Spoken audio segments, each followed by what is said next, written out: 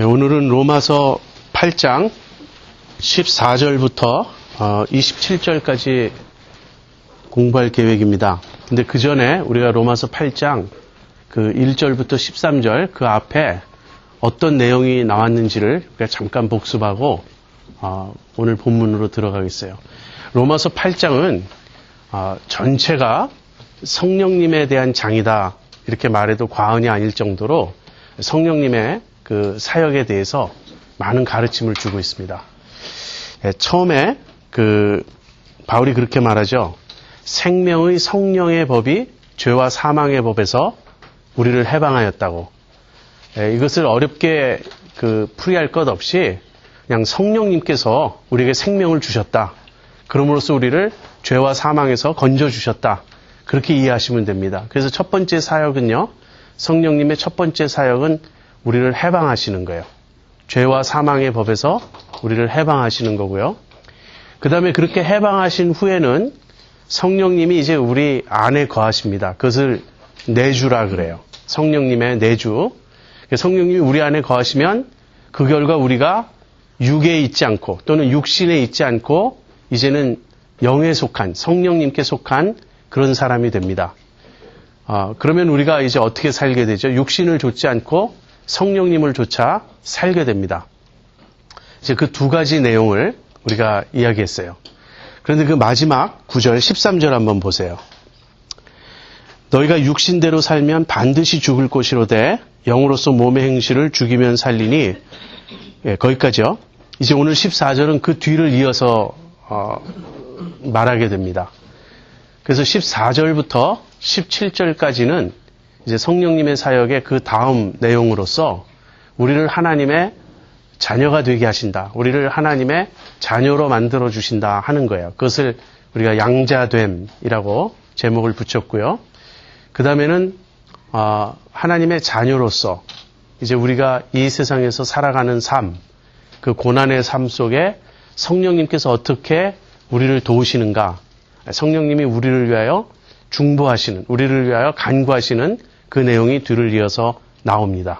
이제 14절부터 보겠습니다.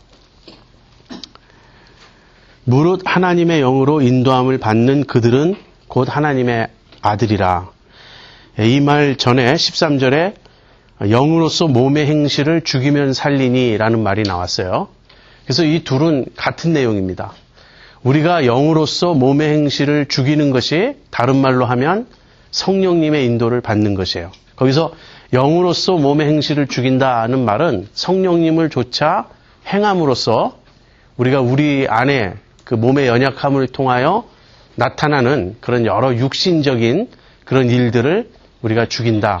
이제 그런 뜻입니다. 그래서 우리가 성령님을 좇아서 행함으로써 우리의 몸의 행실을 죽이는 것이므로 우리가 이제 성령님을 좇아가는 우리의 삶을 지금 말하고 있는 거예요. 그런데 한편에서는 적극적으로 우리가 성령님을 좇아가는 것으로 되어 있습니다. 우리가 영으로서 몸의 행실을 죽이는 거예요. 그때 주체는 누구입니까? 이 일은 자동적으로 이루어지지 않고 우리 자신이 각자 인격적인 결단에 의해서 해야 할 일입니다. 내가 가만히 있다 그래서 내 속에 있는 육신, 내 속에 있는 자아를 저절로 이길 수 있는 것이 아니에요. 우리가 믿음으로 적극적으로 싸워야 되고 자기를 부인해야 되고 성령님을 좇아 살아야 합니다. 그러나 이 말을 우리가 오해해서 그리스도인의 삶을 우리가 주체적으로 살아야 한다는 이 말을 오해해서 우리가 다 하는 것처럼 생각하면 안 됩니다. 이 말은 뒤집으면요. 성령님께서 우리를 이끄신다는 그 말로 표현할 수 있어요. 그것이 14절의 내용입니다. 성령의 인도함을 받는 그들은 무릇 하나님의 영으로 인도함을 받는 그들은 곧 하나님의 아들이라. 그래서 이것을 우리가 성령님의 인도라고 이제 부르겠습니다. 그런데 이 성령님의 인도는 우리들이 흔히 말하는 우리의 삶에서 하나님의 인도를 받아야 한다는 그것과는 좀 차이가 있어요. 그래서 우리의 삶에서 우리가 하나님의 인도를 받는 것을 외적 인도라고 여러분 앞으로 생각하십시오. 외적 인도란 이런 것입니다. 주로 내 삶의 선택과 관련된 거예요. 내가 이 세상을 살아갈 때 어떠한 삶의 길을 택해야 하는가, 어떤 선택을 해야 할 것이냐에 있어서 하나님께서 구체적으로 우리에게 그 길을 보여주시고 지시하시고 가르쳐 주신다는 것입니다. 그것이 외적 인도예요. 대표적으로는 결혼을 하려고 하는데 어떤 배우자와 결혼해야 하는가, 또는 우리의 자녀들이 이제 대학을 가려고 하는데 무슨 전공을 해야 할 것인가, 또 어느 대학을 지원해야 할 것인가, 직업을 택한다면 어떤 직업을 택해야 할 것인가, 크고 작은 여러 가지 선택이 있잖아요, 우리 삶에. 그런 선택에 있어서 하나님께서 우리를 가이드해 주십니다. 하나님의 뜻대로 이렇게 우리를 이끌어가 주세요. 그런 것을 우리가 하나님의 외적 인도라고 말할 수 있습니다. 그런데 지금 여기서 성령님의 인도함을 받는다라는 말은 그것과 좀 차이가 있어요. 이것은 성령님이 우리 내면에, 우리의 마음에 역사하시는 모습입니다. 그래서 이것을 내적 인도라고 좀 구분해서 부르고요. 이 성령님의 내적 인도란 무엇인가? 다름 아니라 성령님께서 우리의 마음을 다스리시고 지배하시는 모습이에요. 다시 말하면 내 마음이 성령님께 사로잡혀 있고 성령님의 다스리심을 받아서 성령께서 이끄시는 대로 내 마음이 움직이는 그런 상태를 말합니다. 그래서 한편으로는 우리가 성령을 조차 행함으로써 몸의 행실을 죽이는 그 측면이 있습니다. 그때는 분명히 우리가 주체적인 그러한 역할을 해야 돼요. 그러나 그것을 뒤집으면 그 전에 하나님께서, 성령님께서 우리의 마음을 사로잡으시고 우리의 마음을 이끌어 가시기 때문에 우리가 그에 반응하면서 그렇게 따라갈 수 있다는 거예요. 그래서 우리 그리스도인의 삶은 성령님이 우리를 인도하시고 우리는 그 성령님의 인도를 받아서 성령님의 주관하심, 다스리심, 지배하심, 이런 성령님의 이끄심을 좇아서 우리의 마음이 그렇게 사로잡히고 순종해 가면서 그 다음에 우리가 따라가는 그런 삶입니다. 이것이 비슷한 개념이 빌립보서에서도 나오죠. 바울이 말하죠. 너희 안에 행하시는 이는 하나님이시니 너희로 소원을 두고 행하게 하신다. 그 말을 하세요, 바울이. 그러니까 우리 안에 행하시는 분은 하나님이세요. 근데 하나님이 우리 안에 행하시는데 우리를 기계적으로 이끌어가면서 행하시는 게 아니라 우리의 마음에 역사하셔서 우리에게 어떤 소원을 주시고 욕구와 디자이어를 주시고 그래서 그 소원을 따라 우리가 행하게 하시는 거예요. 그래서 이것이 성령님의 인격적으로 우리를 인도하시는 그런 모습입니다. 근데 이 외적 인도와 내적 인도의 관계는 어떤 것인가? 여러분, 우리가 하나님의 또는 성령님의 내적 인도를 받고 있지 않다면 하나님의 외적 인도를 받을 수가 없죠. 무슨 말이냐면 내 마음이 지금 주님께 순종하고 있지 않은 거예요. 성령의 지배를 받고 있지 않은 거예요. 그리스도인이라도 얼마든지 그럴 수 있죠. 성령님께서 아주 부드럽게, 아주 인격적으로 우리 안에 역사하시고 우리 마음에 말씀하십니다. 분명히 그것은 잘못이다. 어떤 이런 사인을 보내세요. 그러나 내 속에 내가 그 성령님의 음성을 듣고 내 속에 있는 잘못된 욕심을 꺾어야 되는데 그것이 영으로서 몸의 행실을 죽이는 것인데 그렇게 하지 않고 우리가 그 욕심에 지는 거예요. 성령님은 내 안에서 그것이 잘못이라는 사인을 여러 번 보내시지만 눈을 질끈 감고 내 욕심을 그냥 행하는 것입니다. 자, 이런 욕심에 내가 사로잡혀 있는 상태라면 하나님의 뜻을 구한다든지 하나님의 인도, 이 외적 인도를 구한다는 것이 사실 무의미한 말이 됩니다. 우리가 그럴 경우가 참 많이 있습니다. 예를 들면 어떤 문제를 놓고 이제 하나님의 뜻을 구한다고 말해요. 그래서 우리가 목사님께 찾아가서 상담할 수도 있고 또는 자기가 존경하는 신앙의 선배를 찾아가서 의논할 수도 있습니다. 그런데 그럴 때 내 마음을 잘 살펴보세요. 자기 마음을. 내가 정말 하나님의 뜻을 알고자 하는가? 내가 정말 하나님의 뜻대로 행하고 싶은데 하나님의 뜻이 무엇인지 몰라서 너무 이 상황에서 분별하기가 어려워서 그래서 상담을 하는 것인가? 아니면 많은 경우 이럴 수가 있는데요. 내 욕심과 내가 느끼기에 하나님의 뜻 사이에 갈등이 있는 거예요. 그럴 때 우리는 내 욕심을 추구해도 괜찮다는 그런 어떤 말을 듣고 싶은 것입니다. 그래서 하나님의 뜻을 내 편리에 맞추고 싶은 그런 욕심이 내 안에 있어요. 그래서 내가 어떤 신앙의 선배를 찾아가서 이야기를 하는데 그 신앙의 선배가 내가 원하는 답을 해주지 않아요.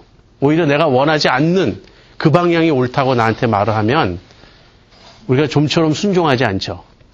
내가 다른 분을 또 찾아가 봐야 되겠어.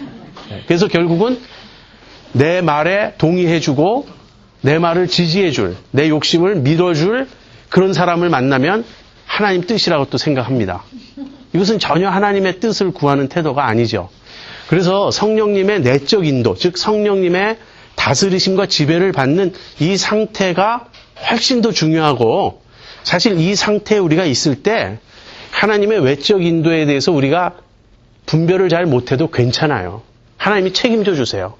내가 정말 하나님 뜻대로 하려고 하는데 어느 길로 가야 할지를 몰라서 고민하다가 확신은 없지만 어떤 길을 택합니다. 물론 내 마음은 좀 불안할 수 있어요. 그러나 내가 정말 하나님의 뜻을 행하고자 하는 중심의 진실함이 있다면 하나님이 책임져 주세요. 너무 걱정 안 하셔도 돼요. 문제는 하나님의 뜻을 마치 점장에게 물어가지고 A냐 B냐를 찾는 그것이 중요한 것이 아니에요. 그렇게. 문제는 내 마음이 지금 성령의 인도를 받고 있느냐 하는 것입니다. 그러면서 바울은 이런 놀라운 말을 해요. 무릇 하나님의 영으로 인도함을 받는 그들은 곧 하나님의 아들이라. 여기 하나님의 아들이라는 말은요, 일부 그리스도인 중에 하나님의 아들이 있다는 말이 아니고 모든 그리스도인은 하나님의 아들이라는 말입니다. 그렇다면 모든 그리스도인은 성령의 인도를 받는 자들이어야 합니다. 물론 아까도 제가 말씀드린 것처럼 일시적으로 우리는 불순종할 수 있습니다. 우리는 일시적으로 고집을 피울 수도 있고요. 주님의 뜻인 줄 알면서 거여갈 때도 있습니다. 그러나 우리의 삶을 전체적으로 보면 우리는 성령의 인도를 받아서 살아가는 사람이어야 돼요. 그래서 여러분이 각자 자기 자신의 그 지나온 삶과 자기의 마음을 늘 면밀히 한번 되돌아보시고 검토해 보십시오. 저는 목사로서 사실 그런 점을 늘 봅니다. 어떤 분이 저에게 당신 목회에서 당신이 제일 중요하게 여기는 점이 무엇이냐 이렇게 묻는다면 저는 다른 것보다 이렇게 대답하겠어요. 내가 목회하는 그 교우들 가운데 구원 못 받은 사람이 있으면 어떡하나. 그게 사실 저는 제일 큰 문제입니다. 나머지는 그 뒤에 따라오는 거예요. 그렇다면 목회자로서 제가 이끄는, 제가 가르치고 목회하는 그러한 교우들의 영적 상태에 대해서 제가 늘 눈을 뜨고 있어야 되죠. 그런데 한두 번의 어떤 모습으로 평가하는 건 아닙니다. 계속 지속적으로 보는 거죠. 그런데 어떤 사람이 지속적으로 항상 그 어떤 문제에서 주님의 뜻보다는 자기 욕심을 계속 선택하고 있다. 그러면 그 사람은 그리스도인이 아닐 가능성이 굉장히 높은 거예요. 그렇지 않습니까? 크리스찬이라면 주님의 뜻대로 하지 않을 때는 굉장히 괴로워야 돼요. 성령께서 우리 안에서 탄식하시고 근심하시고 그렇게 사인을 보내십니다. 그래서 우리가 일시적으로는 또는 자주, 일시적이지만 사실 상당히 자주 우리는 또 하나님께 반항하고 하나님 뜻대로 안 하고 투정 부리고 그래요. 그러나 항상 그러고 나면 또 회개하고 또 뒤집어지고 또 돌이키고 그런 식으로 해서 전체적으로 보면 성령의 인도, 성령의 그 이끌림을 받고 있어야 한다는 거예요. 이것이 회심의 결과입니다. 회심이라는 건요, 성령께서 진짜 우리의 마음을 바꿔주셨다는 거예요. 그래서 우리 자신이 이런 변명 더 이상 하지 마세요. 인간은 다 연약하지 않은가. 지금 연약함을 탓하는 게 아닙니다. 이것은 강팍함의 문제예요. 내가 연약해서 주님 뜻대로 못 살고 넘어질 때가 있는데 그런 연약함을 말하는 게 아니라 지속적으로 반복해서 내가 주님의 뜻보다는 항상 내 욕심을 택하고 있다. 그렇다면 내가 지금 성령님의 인도를 정말 받는 사람인가 되돌아볼 충분한 이유가 있겠죠. 근데 왜 하나님의 영으로 인도함을 받는 그들은 하나님의 아들일까요? 그 하나님의 영이 바로 양자의 영이기 때문에 그렇습니다. 자, 그래서 15절로 가보세요. 너희는 다시 무서워하는 종의 영을 받지 아니하였고 양자의 영을 받았으므로 아바 아버지라 부르짖느니라. 성령이 친히 우리 영으로 더불어 우리가 하나님의 자녀인 것을 증거하시나니. 우리가 예수님을 믿을 때 성령님을 받죠. 성령님이 우리 안에 오시죠. 그래서 우리 안에 거하시는 성령님을 내주하시는 성령님, indwelling Holy Spirit이라고 부른다고 제가 말씀드렸습니다. 우리 안에 죄가 있죠. 그것은 또 내주하는 죄예요. indwelling sin이에요. 우리 안에 죄도 있고 성령님도 거하세요. 그런데 예수 믿은 사람은 본성이 바뀌었다 그랬죠. 그럼 이 두 가지 파워가, 두 가지 원리가 우리 안에 작용하지만 어느 게 바탕이 되는, 어느 게 우리의 진짜 본성인 마음일까요? 그것은 성령님의 인도를 받는 그 마음. 주님께 순종하고자 하는 그 마음이라는 거예요. 자, 그래서 우리가 예수님을 믿을 때 하나님께서 우리에게 성령님을 주십니다. 그런데 이 성령님은 다시는 무서워하는 종의 영이 아니다. 그런 말이에요. 다시 말하면 성령님을 모신 자들은 더 이상 하나님을 무서워하고 경외한다는 의미가 아니라 안 좋은 부정적인 의미에서 하나님을 무서워하고 두려워하는 그런 관계가 아니라는 거예요. 왜? 우리에게 주신 하나님의 영 성령님은 양자의 영이므로. 다시 말하면 성령님이 우리가 하나님의 자녀가 된 것을 증거해 주십니다. 사실은 양면 다 있어요. 성령님이 우리 안에 오심으로써 우리를 하나님의 자녀가 되게 하시고요. 성령님은 우리를 하나님의 자녀 삼으시는데 도구적인 역할을 하십니다. 그러면서 또 동시에 우리가 하나님의 자녀임을 우리 안에서 증거해 주세요. 왜 성령님을 모신 자가 하나님의 아들인가? 성령님은 예수님의 영, 아들의 영이기 때문에 그렇습니다. 아들의 영이 우리 안에 오셨기 때문에 우리가 이제 하나님의 아들이 되는 거예요. 그렇다면 이런 질문이 떠오르죠. 내가 성령님을 모셨나? 내가 성령 받았나? 내가 하나님의 자녀인 것을 내가 어떻게 아는가? 바울은 두 가지를 말합니다. 첫 번째는 우리가 하나님을 아빠, 아버지라고 부르게 되었다 하는 것이고요. 두 번째는 성령님이 우리 영으로 더불어 친히 증거해 주신다 하는 것입니다. 먼저 아빠, 아버지라고 부른다. 우리말 그 아바라고 번역되어 있는데요. 아빠가 더 맞는 발음이에요. 그리고 의미도 우리말 아빠하고 똑같습니다. 그러니까 아빠는 우리 아버지를 친근하게 부르는 그런 표현이죠. 그래서 성령님이 우리 안에 오시면 그 결과 우리가 하나님을 무서워하고 하나님을 두려워하고 겁에 질리고 그러는 것이 아니고 우리가 하나님을 아빠라고 부른다는 거예요. 여기 아빠 다음에 아버지라는 말을 쓴 것은 그 아버지가 일종의 그 아빠를 번역한 거예요. 아빠는 아람어입니다. 그리고 이 아버지 파테르 이거는 헬라어예요. 그래서 아람어 아빠 그 다음에 헬라어 파테르 이렇게 붙였음으로써 아빠가 헬라어로는 아버지다 그런 뜻입니다. 우리가 하나님을 아버지라고 또는 아빠라고 부르게 되었다. 다시 말하면요. 기도할 수 있게 되었다는 거예요. 우리가 기도할 수 있는 것이 우리가 성령님을 모신 하나의 증거입니다. 물론 우리가 기도를 잘할 수도 있고 못할 수도 있습니다. 특별히 다른 사람 앞에서 기도하는 것을 많이 불편하게 여길 수 있어요. 아직까지 믿음의 그 훈련이 좀 많이 안 됐고 또 특별히 다른 사람에 비해 부끄러움을 많이 타는 성격이고 그렇다면 그래서 저는 지금 공기도를 말하는 게 아니에요.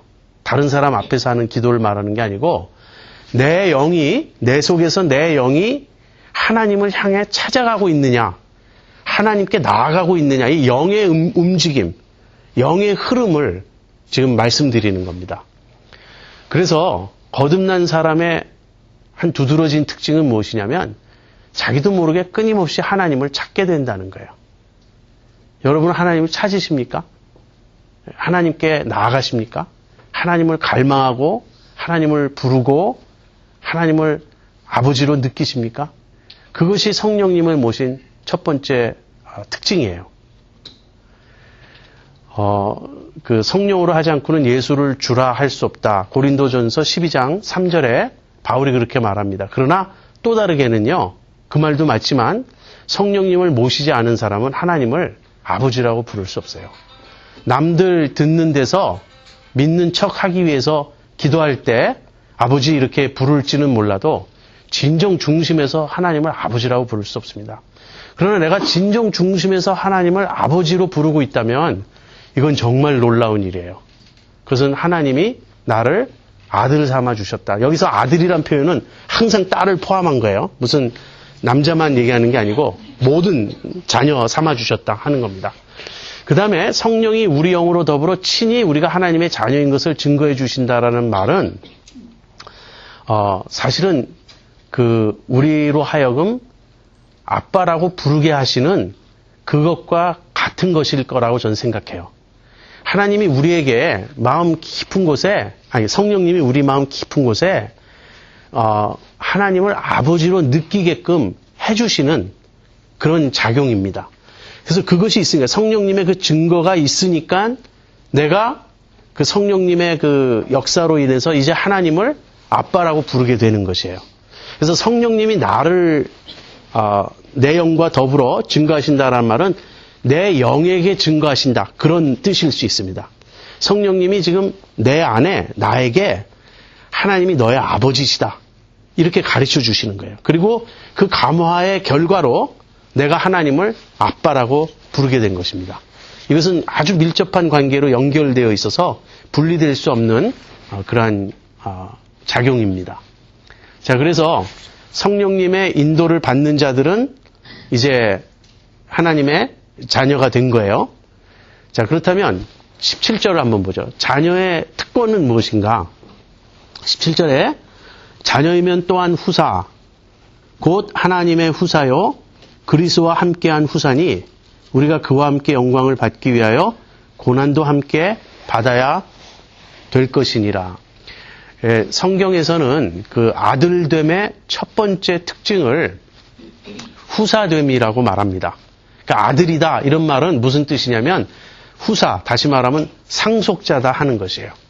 그러니까 우리가 이제 성령님을 모셨기 때문에 하나님의 자녀가 되었다면 자녀인 우리는 이제 후사가 되었다. 그런 뜻이에요. 그리고 후사는 후사인데 어떤 후사냐면 그리스도와 함께한 후사입니다. 무슨 말이냐면 그리스도가 오리지널 후사예요. 오리지널 아들이고 오리지널 상속자죠. 그런데 우리가 자녀가 되었다라는 말은 그리스도와 함께 자녀가 된 거예요. 그리스도와 연합하고 그리스도의 영이, 아들의 영이 우리 안에 오심으로써 우리가 그리스도와 함께 하나님의 자녀가 된 것입니다. 그렇다면 그리스도가 오리지널 후사고 우리는 그리스도와 함께 상속자가 되었다라는 말은 당연하겠죠. 우리가 그리스도를 통하여 아들이 되었고 그러므로 그리스도께서 아들이신 그리스도께서 상속받으실 것을 우리가 이제 함께 상속받게 되었다 하는 이 말입니다. 근데 이제 여기서 좀 우리가 이해하기 쉽지 않은 내용을 좀 짚어야 될 필요가 있어요. 무엇이냐면 문화적인 배경의 차이입니다. 사실 저는 성경을 처음 읽을 때 양자라는 말이 무척 섭섭했어요. 우리 한국 문화에서는 친자와 양자를 굉장히 구분하잖아요. 양자 그러면 왠지 이렇게 좀 차별받는 것 같고 거리감이 느껴지고 그렇잖아요. 근데 그것은 우리 문화입니다. 우리 한국 문화는 굉장히 이게 정이 많은 그런 문화라서 피부치, 내 혈육 이런 거에 대한 집착이 굉장히 강한 편이죠. 그런데 여기서 양자라는 말을 쓸 때는 두 가지 배경이 있어요. 첫 번째는 문화적인 배경이 있습니다. 문화적인 배경은 그 당시 로마 문화예요. 근데 헬라 문화, 그리스 문화도 크게 차이가 없는데 로마 문화가 이 점에 있어서 더 두드러집니다. 이 로마 문화는 법의 문화입니다. 철저하게 로마는 법 질서를 존중했던 그러한 사회였어요. 그래서 로마에서는 양자와 친자 사이에 눈꼽만큼의 구별도 없습니다. 그래서 누군가를 양자 삼았다 그러면 친자가 아니고 양자라고 뭐 이렇게 섭섭해하는 것은 그 사람들에게는 이해가 되지 않는 일이에요. 양자 삼았다라는 말은 친자식 삼았다라는 말과 똑같은 거예요. 너는 내 아들이다. 그렇게 되는 겁니다. 여러분이 배너라는 영화를 다 보셨죠? 거기 잘 나오죠? 배너가 이제 노젓는 노예로 이제 로마의 그 군함에 노예로 끌려갔다가 그 해전이 벌어지고 그때 이제 그 해군 제독을 로마의 그 장군을 구출하죠. 그러자 그 로마의 장군이 그 이제 개선 행진을 할 때 자기 그 체리엇에 자기 전차에 배너를 태우고 동승시키고 황제 앞에 나아갑니다. 그리고 황제한테 가서 너랑 같이 전차를 타고 온 저 사람이 누구냐라는 질문에 이제 자기를 구출해 준 자라고 자기 아들을 삼을 거라고. 그리고 집에서 연회를 베푼 다음에요. 배너를 양자로 삼아요. 그러면서 시그넷 링이라고 인장 있죠. 인장 반지를 뽑아서 배너의 손가락에 끼워주죠. 이 인장 반지가 너는 내 상속자고 내 것은 다 네 거다. 이것을 의미하는 거예요. 그러니까 그 아버지의 그 인장 반지를 양아들이 이제 이어받으면 그 다음에는 완전히 아버지의 아들이고 상속자고 아버지가 돌아가시면 물론 이제 여기 조건은 있어요. 로마에서는 아버지가 살아계신 한 아들에게는 아무 권리가 없습니다. 아버지가 연세가 90세가 되어서 치매에 걸리고 아무것도 못해도 아버지의 그 권리가 절대적이에요. 아버지가 돌아가시면 모든 것을 이어받는 아들이 되는 것입니다. 사실 배너가 그런 양아들이 되었던 거예요. 물론 이제 나중에 반지를 빼서 돌려주면서 나는 유대인으로 남을 거라고 이제 그 말을 하죠. 반대로 이렇습니다. 친자식을 아버지가 관계를 끊어버리잖아요. 넌 내 자식이 아니다. 그러면요 국물도 없어요. 그건 완전히 타인이 되는 거예요. 그래서 아무리 아버지 돌아가신 후에 내가 그래도 한때 이 집의 아들이었는데 나한테 조금이라도 오는 거 없습니까? 오는 거 없어요. 친자식도 절연하면 남이고요. 타인도 양아들 삼으면 양자 삼으면 진짜 아들과 똑같습니다.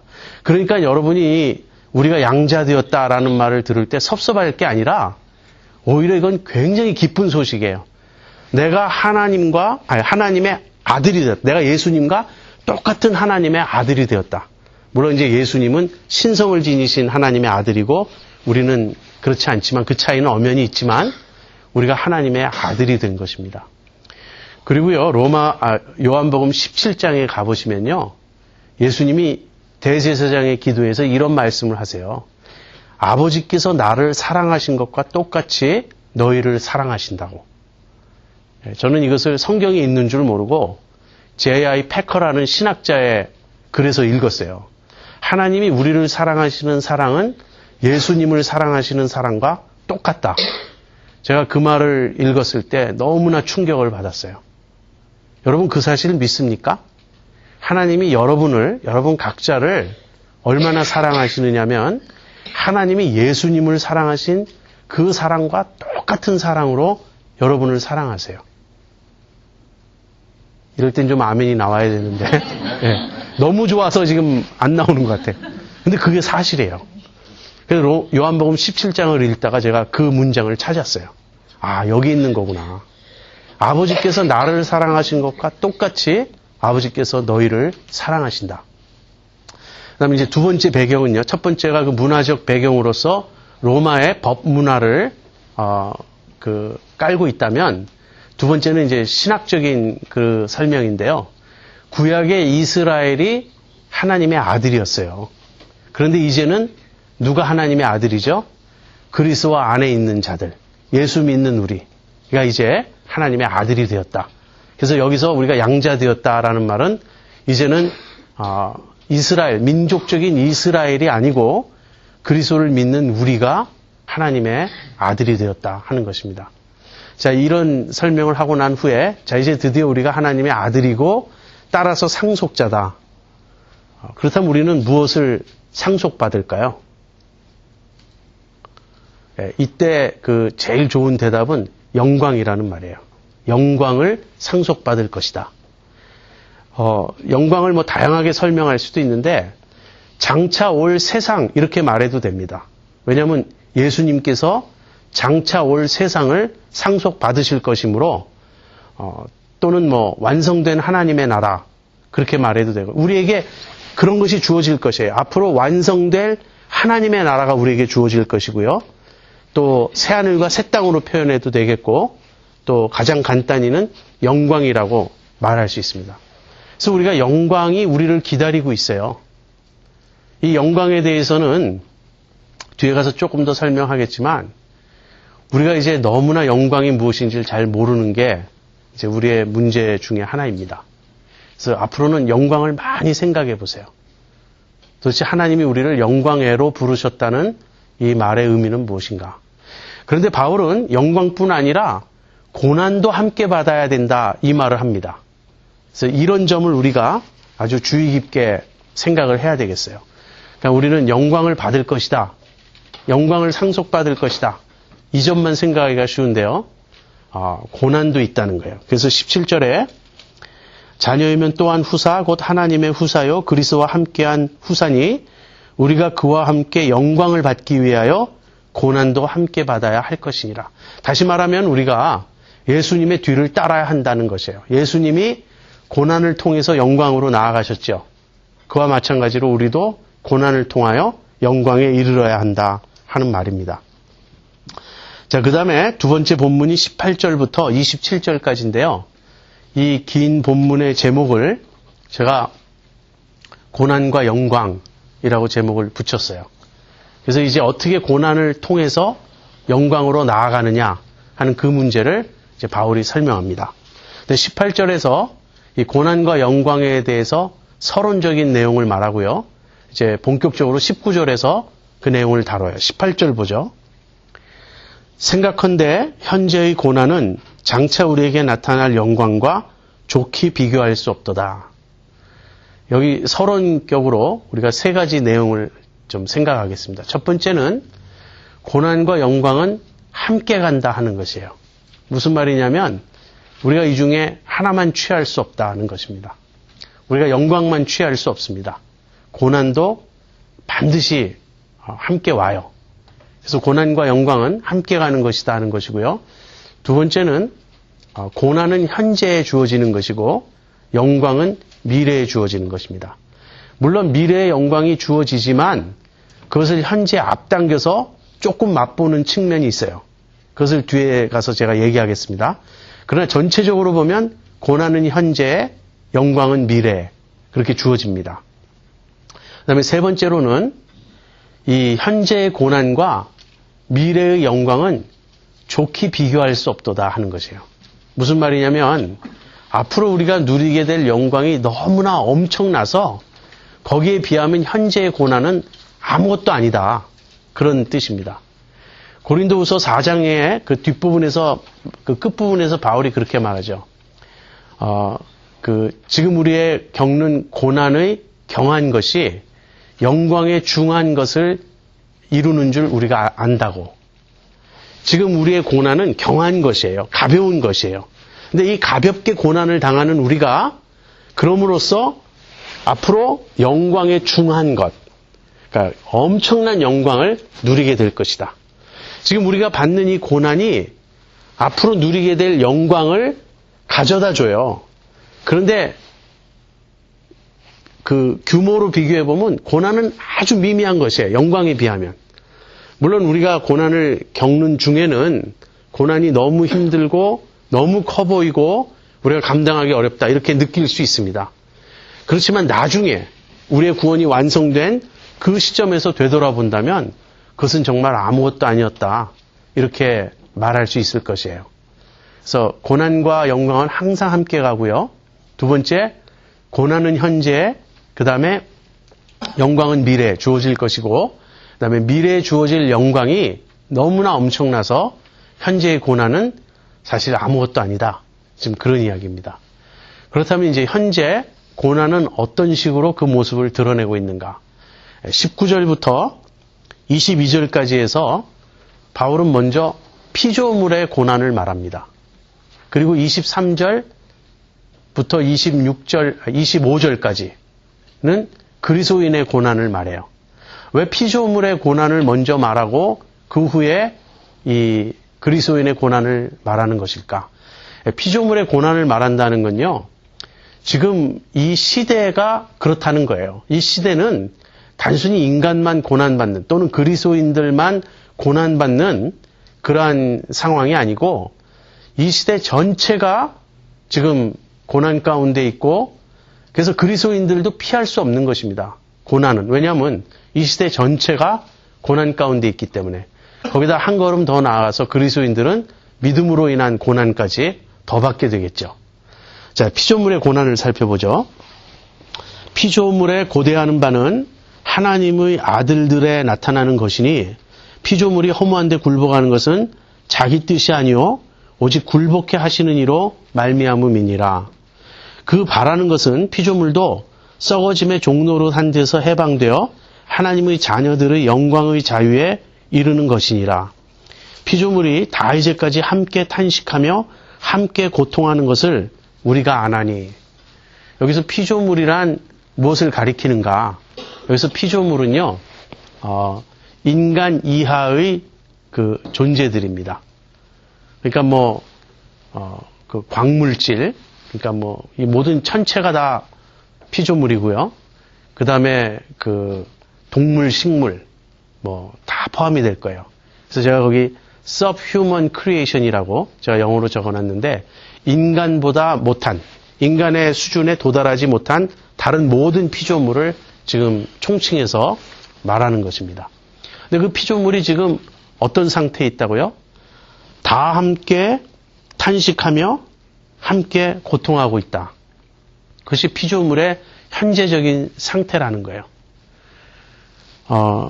그러면서 피조물이 고대하는 바는 하나님의 아들들에 나타나는 것이에요. 누가 하나님의 아들들이죠? 우리, 그리스도인들. 근데 우리가 나타나는 것을 피조물이 기다린다는 말은 무슨 말입니까? 지금 현재 우리를 말하는 게 아니고 우리가 하나님의 아들들은 맞는데 우리가 이제 완전한 모습으로 드러나는 것, 그걸 지금 기다리고 있어요. 근데 그렇다면 피조물의 현재 상태, 탄식하고 고통하는 현재 상태는 정확히 무엇을 의미하는가? 거기 보면요. 20절에 피조물이 허무한데 굴복하고 있다. 그리고 21절에 썩어짐의 종노릇 한다는 말이 나와요. 무슨 말입니까? 피조물이 전체적으로 죽음에 처해 있다 이거야. 피조물이 죽음에 처해 있다. 동물, 식물계는 그 생명의 사이클을 우리가 아니까 다 결국은 죽죠. 태어나면 또 죽고. 그런데 동물계뿐 아니고 식물계뿐 아니고 또는 생물계뿐 아니고 무생물계, 이 천체 전체가 사실은 허무한데 지금 굴복하고 있습니다. 그 엔트로피라는 그런 물리학의 개념도 있고요.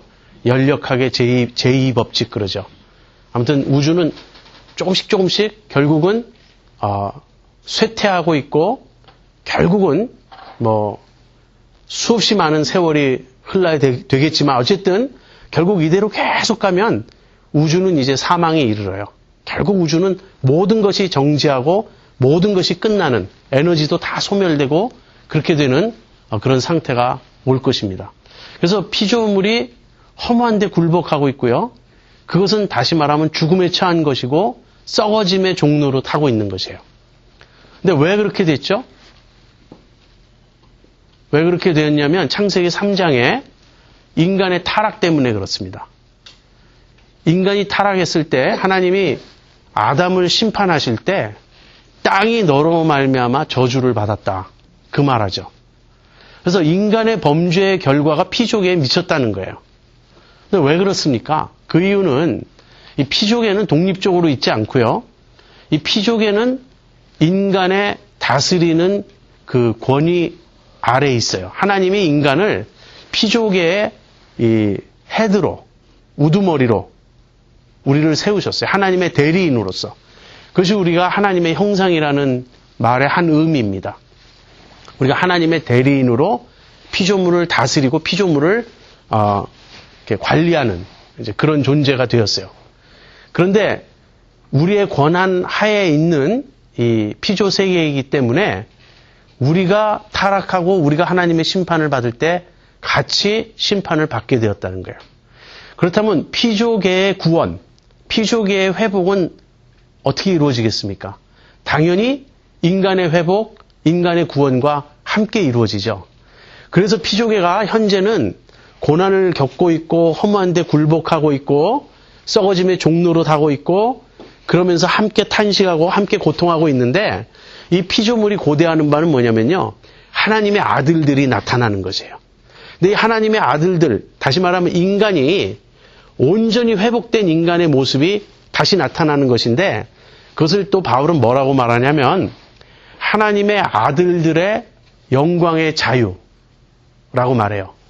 하나님의 아들들이 영광스러운 그런 자유를 누리게 될 때 피조물도 그 자유에 동참하게 되는 겁니다. 하나님의 아들들이 누리게 될 영광스러운 자유란 어떤 것입니까? 죄와 사망과 썩어짐과 그 모든 옛시대에 속한 것으로부터의 벗어남이에요.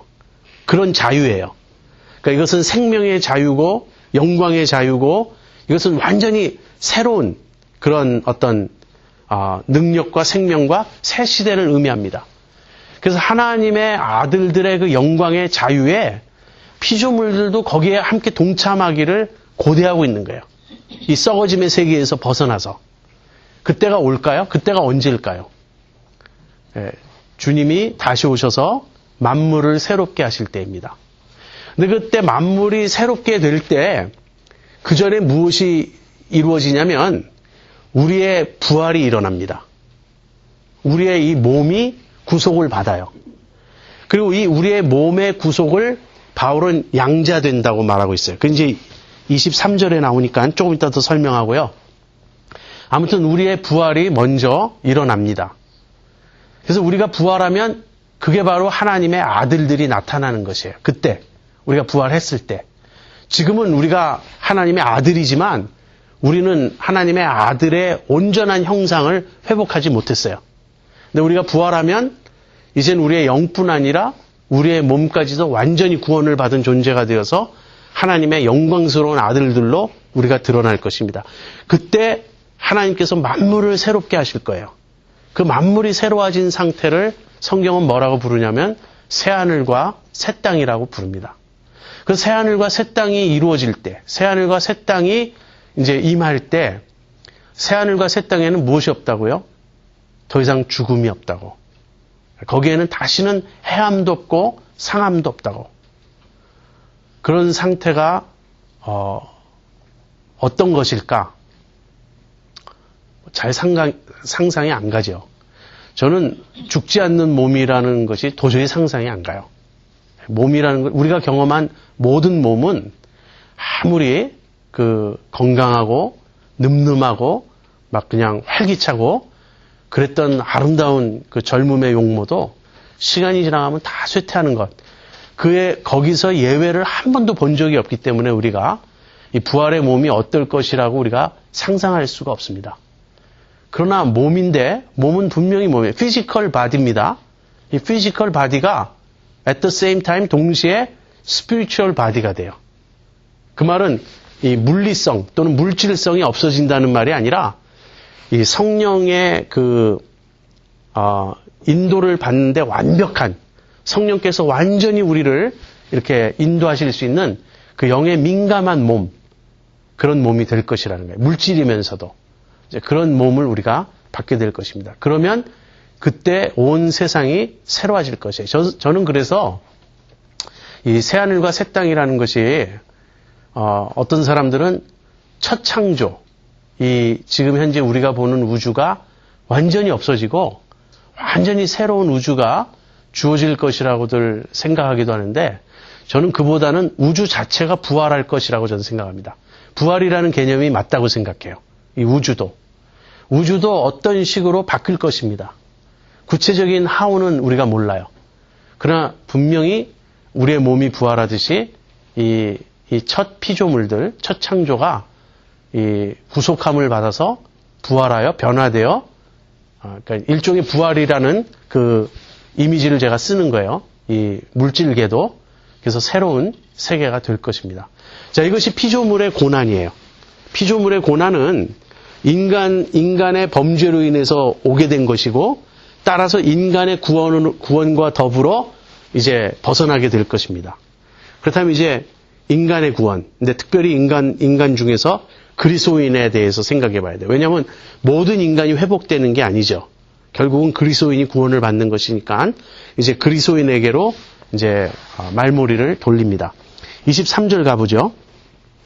이뿐 아니라 그러니까 피조물들만 고난을 당할 뿐 아니라 또한 우리 곧 성령의 처음 익은 열매를 받은 우리까지도 속으로 탄식하여 양자 될 것 곧 우리 몸의 구속을 기다리느니라. 우리가 소망으로 구원을 얻었음에 보이는 소망이 아니니 보는 것을 누가 바라리요? 만일 우리가 보지 못하는 것을 바라면 참음으로 기다릴지니라. 우리도 지금 탄식하고 우리도 지금 고난을 겪고 있습니다. 그러니까 피조물이 탄식하고 있어요. 근데 우리도 지금 예수 믿는 우리도 탄식합니다. 그런데 우리 그리스도인을 어떻게 지금 표현하고 있냐면 성령의 처음 익은 열매를 받았다 이렇게 표현하고 있어요. 근데 성령과 그 첫 열매는 지금 동의어예요. 성령께서 우리에게 어떤 첫 열매를 주신다는 의미가 아니고 장차 우리에게 완성될 그 구원, 그 영광, 새로운 세상, 하나님의 나라 우리가 이렇게 지금 여러 가지로 부르는데요.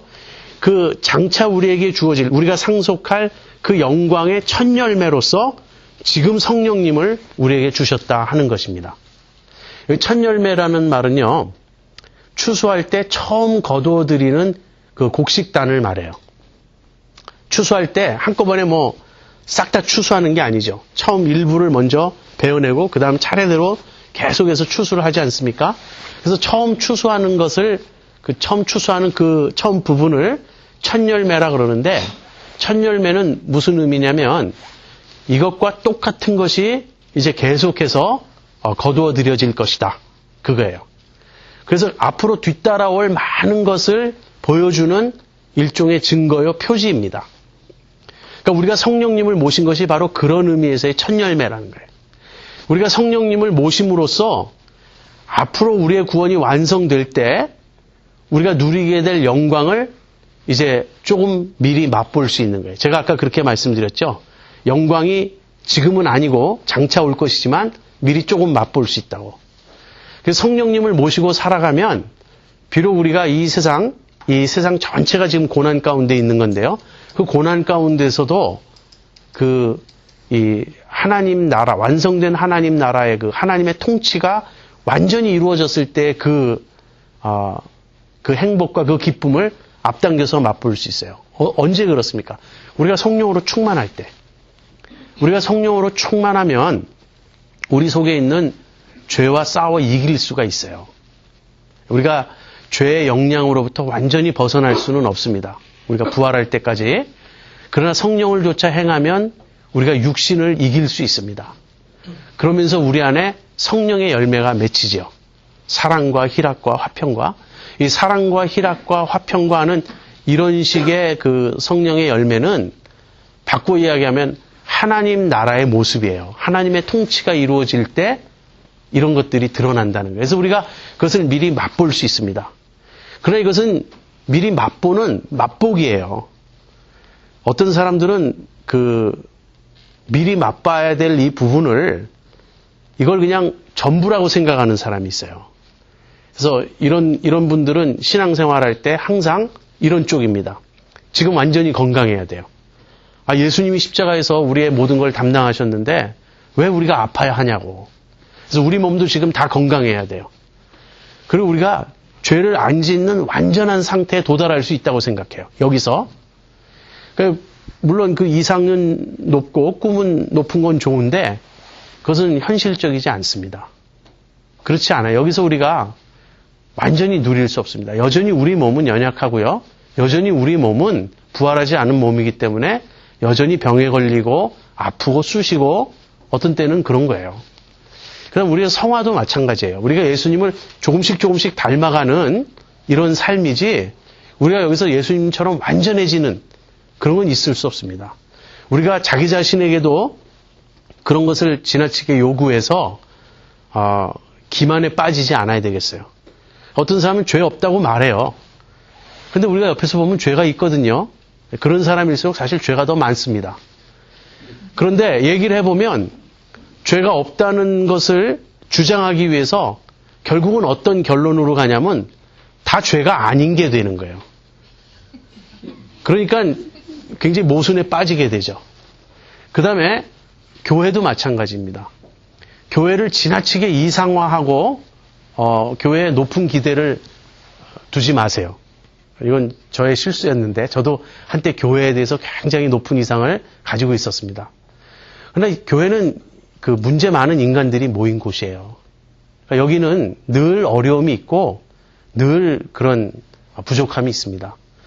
그렇지만 예수 믿으면 예수 안 믿을 때보다 분명히 건강해져요. 일반적으로. 왜냐하면 인간은 그 사이코소메릭 하잖아요. 몸과 이 내면의 어떤 심령과 연결돼 있잖아요.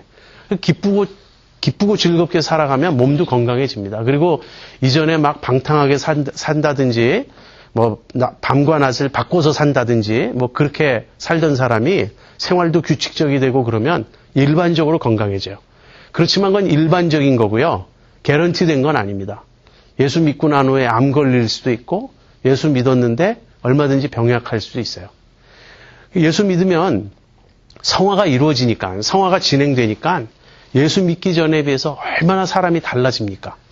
그러나 하나님 나라 갈 때까지는, 그러니까 우리가 주님 앞에 갈 때까지는 우리 안에 여전히 육신이 남아있고 그 육신과 우리는 싸워야 되고, 그런 의미에서 교회가 세상보다 못한 것을 당연시 여겨서는 안 됩니다.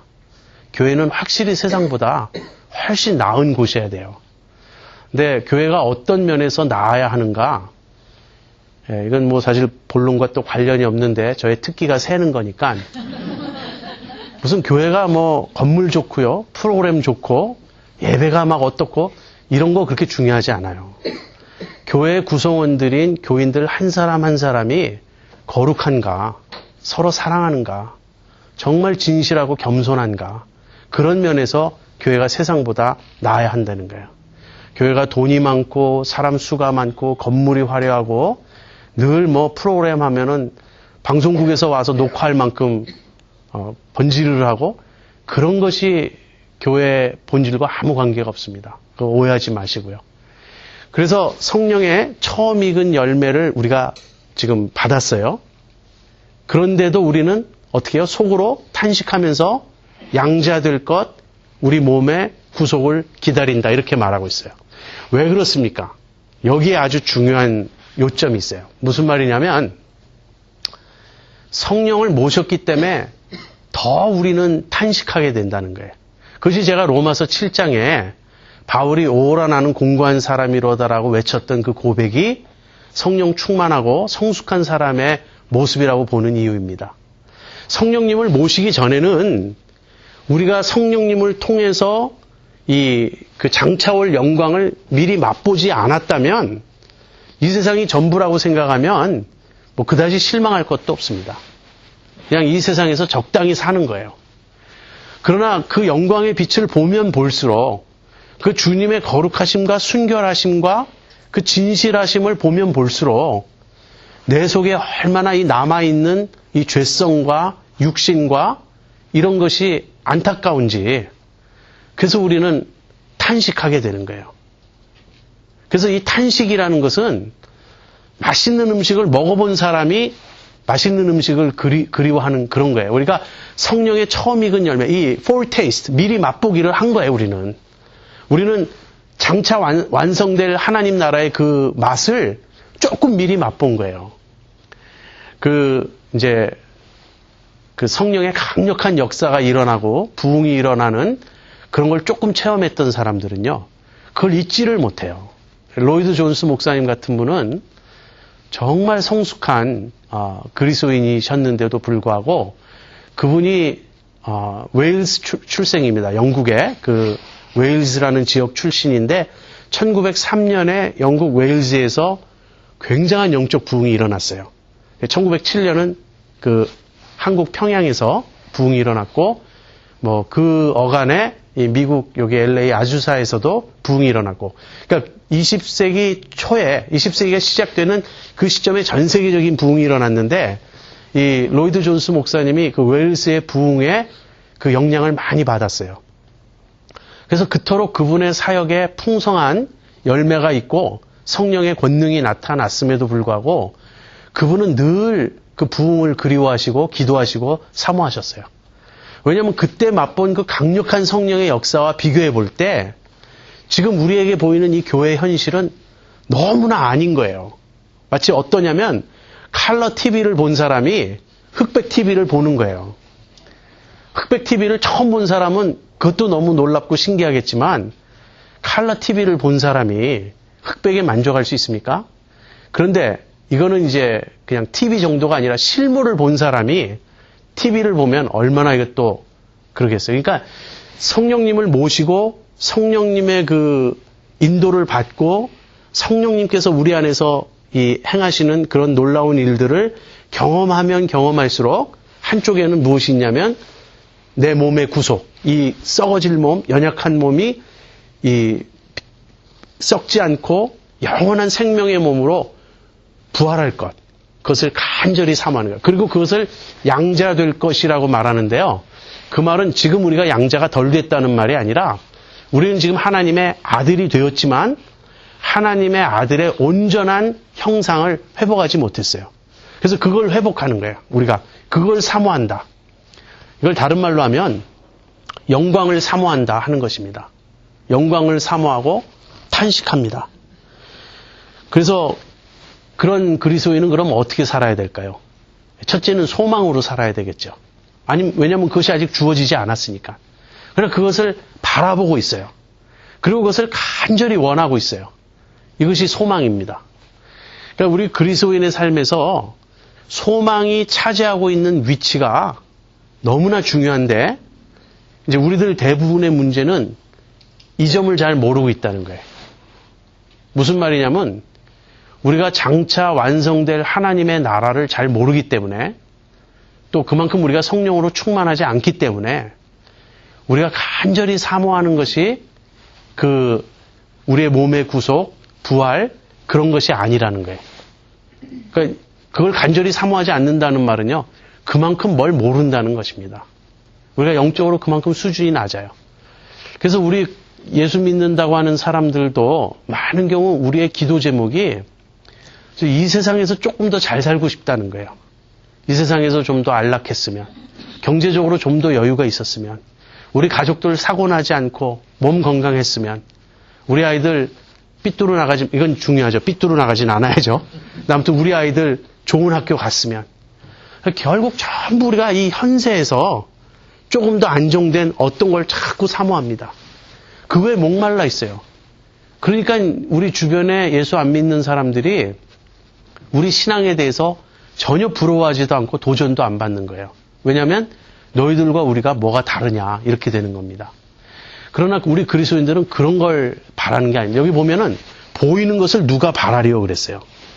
우리가 보이는 소망이 아니다. 우리는 보이지 못하는 것, 보이지 않는 것을 바라고 있다. 장차 올 영광은 지금 우리 눈에 보이는 것이 아니에요. 그래서 첫 번째 그리스도인의 삶의 두드러진 특징 또는 원동력은 무엇이냐면 소망입니다. 이 소망이 우리 마음에 깊고 깊어야 돼요.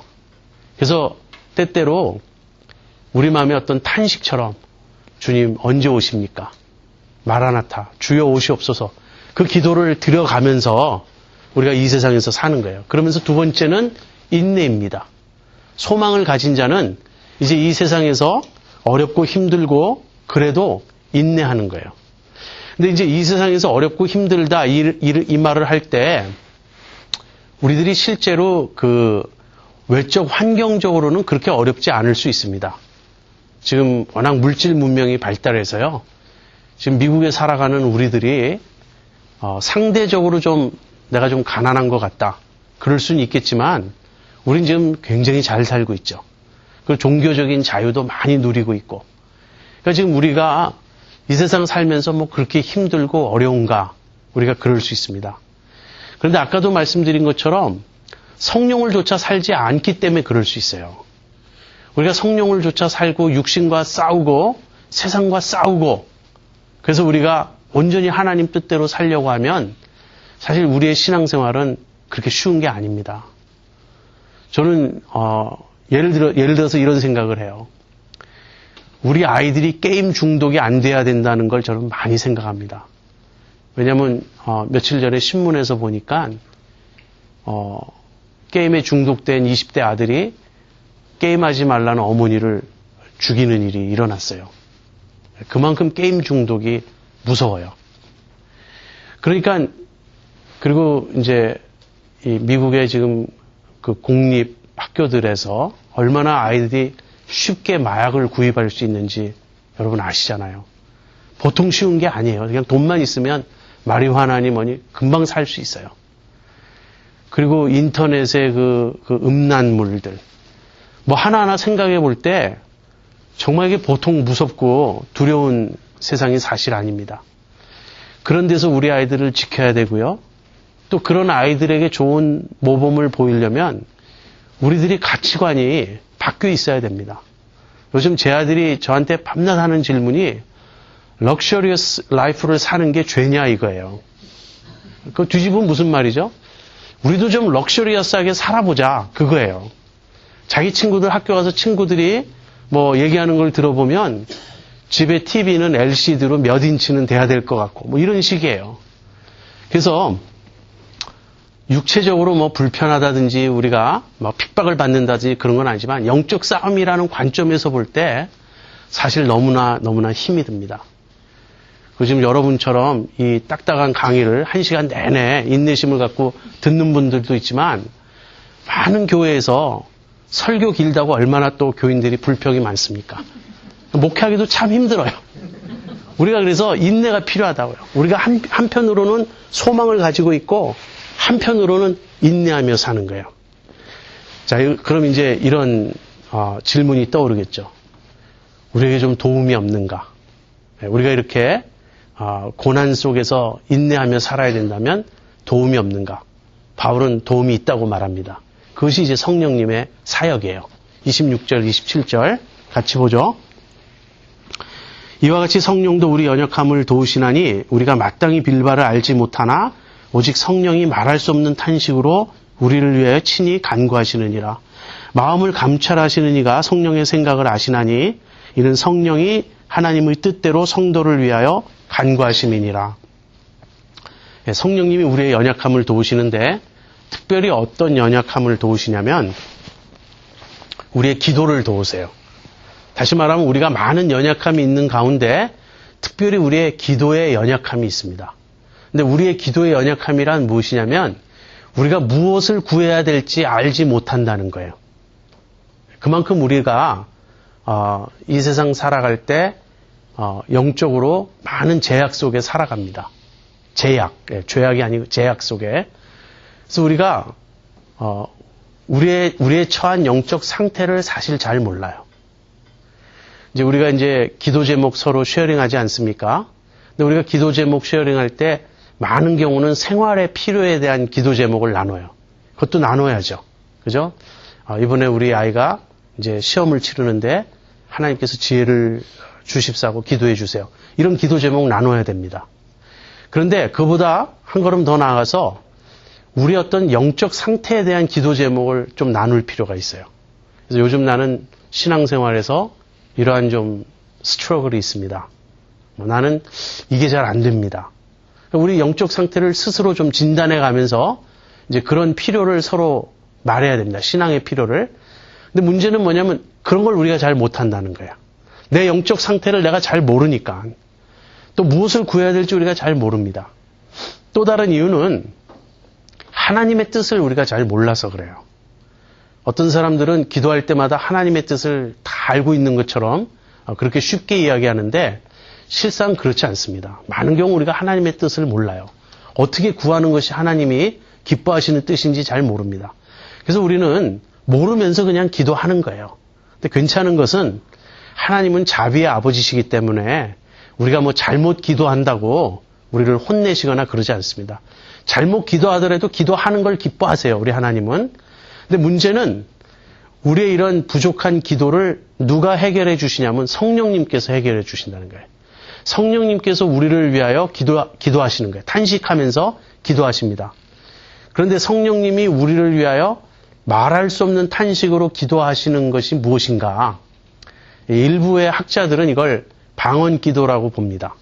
그런데 그것은 절대 방언 기도가 될 수 없어요. 왜 그러냐면 성령님이 우리를 위하여 기도해 주시는 것은 모든 그리스도인들을 위한 것이지 일부 방언하는 사람을 위해서 기도한다는 그런 뜻이 아니에요. 그리고 또 다른 이유는 여기서 말할 수 없는 탄식이라는 표현이 이제 어떻게 번역하는 게 좋으냐면 말 없는 탄식이다. 이렇게 번역하는 게 좋습니다. 다시 말하면 성령님이 무엇을 간구하시는지 언어로 우리가 모른다는 거예요. 방언은 사실 통역이 있으면 알 수 있잖아요. 그 뜻을. 그래서 방언 기도를 말하는 게 아니고요. 성령께서 우리를 위해서 기도해 주시는데 우리가 그 사실을 어떻게 하는가 느껴서 안다는 말이 아닙니다. 이 약속으로 아는 거예요. 우리도 모르지만 성령님은 우리를 위해서 끊임없이 기도하고 계시다는 거예요.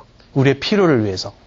나중에 이제 우리가 주님 앞에 가서 모든 실상을 알게 될 때 얼마나 많은 경우 성령님의 기도로 우리가 위기도 넘기고 이렇게 필요를 채우고 왔는지 우리가 그날 알게 될 것입니다.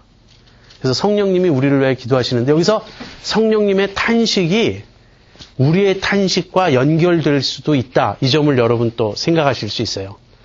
다시 말하면 내가 성령님을 쫓아 살면서 그 탄식이 나오잖아요. 아까 바울의 오라 나는 곤고한 사람이로다. 그런 탄식.